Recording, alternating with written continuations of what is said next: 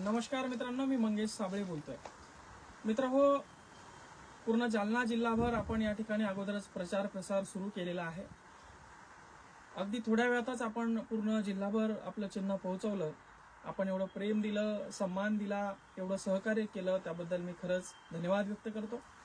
त्याचप्रमाणे उद्या माझ्या स्वतःच्या गावामध्ये श्री संत विश्राम बाबा यांची गेवराई पायगा या गावामध्ये प्रचाराचा नारळ फोडून आपण परत प्रचाराला सुरुवात करणार आहोत.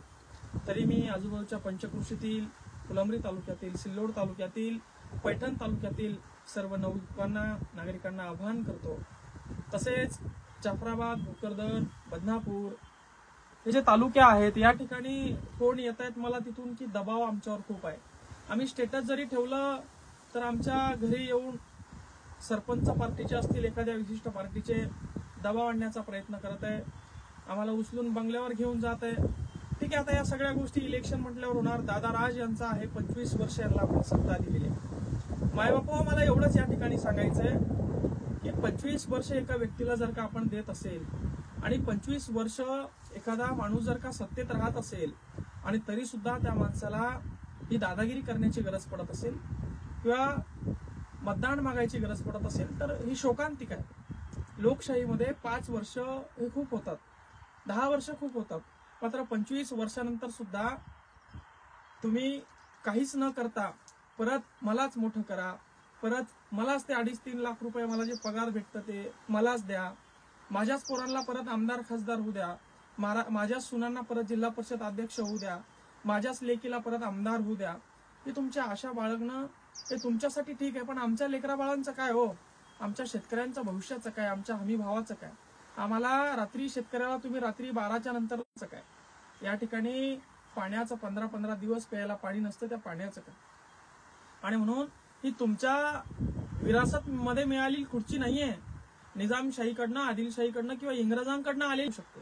तुम्ही एकही काम मागच्या या ठिकाणी 25 वर्षात केलं नाही आणि आता तुम्ही या दबाव तंत्र वापरत आहात, यंत्रणेचा वापर करत आहात. याविषयी आम्ही तक्रार या ठिकाणी करणार आहोत, पण आम्हाला माहिती आमची दखल घेतल्या जाणार नाही. पण तरीही प्रामाणिकपणे या लोकशाहीच्या उत्साहाला आम्ही समोर जात आहोत. आणि म्हणून सर्व तरुण बांधवांना मी आवाहन करतो की ठीक आहे, येऊ द्या, तुमच्यावर दबाव येऊ द्या, पण मनातून एक गोष्ट लक्षात ठेवा, आपल्याला गुलाम व्हायचं नाहीये, आपल्याला यांच्या दबावाला बळी पडायचं नाहीये.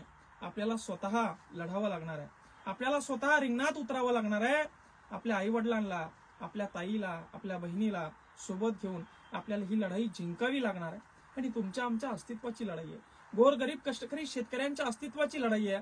आणि म्हणून आहे तसं पूर्ण मतदारसंघामध्ये, पूर्ण सर्कलमध्ये, पूर्ण तालुक्यामध्ये, प्रत्येक गावामध्ये आपण आपल्या पद्धतीनं येत्या 13 तारखेला मतदान करून घ्यायचं.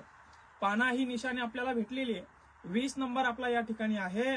सर्व तरुण बांधवांनी, ज्येष्ठ नागरिकांना सोबत घेऊन, सर्व समाज बांधवांना सोबत घेऊन येत्या 13 तारखेला 20 नंबरचं पाण्यासमोरचं बटन दाबून या ठिकाणी प्रचंड मतांनी या ठिकाणी विजय आपला खेचून आणायचा आहे.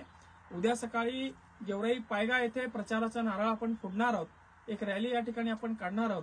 तर आपण सर्वांनी या रॅलीला सहभागी व्हावं, उपस्थित राहावं. शक्य झालं तर बऱ्याच जणांचे फोन येत आहेत की आम्ही गाडी घेऊन इच्छितो, आम्हाला तुमच्या सोबत राहायचंय, आम्हाला रॅलीमध्ये सहभागी व्हायचंय. तर उद्या सकाळी 7 वाजेपर्यंत आपण या ठिकाणी गेवराई पायगा या ठिकाणी यावं. आणि 10 दिवस राहिलेले, 10 दिवसामध्ये आपल्या पिढीचं भविष्य ठरणार आहे. म्हणून हे वातावरण आहे असंच ठेवा. कुठल्याही अफवेला, कुठल्याही दबावाला बळी पडू नका. यांच्या पायाखालची वाळू सरकलेली आहे, म्हणून हे अशा साम दाम दंडभेद याचा वापर या ठिकाणी करत आहे. तर तुम्हाला हात जोडून विनंती करतो, आपला विजय होत आहे. मला जनतेवर विश्वास आहे, मला तरुण मित्रमंडळावर विश्वास आहे की भक्कमपणे तुम्ही या शेतकऱ्याच्या पोराच्या पाठीमागे उभं राहाल. आपला विजय आहे, शेतकऱ्याचा विजय आहे, 18 पगड जातीचा समाजाचा विजय आहे आणि नक्कीच तो तुम्ही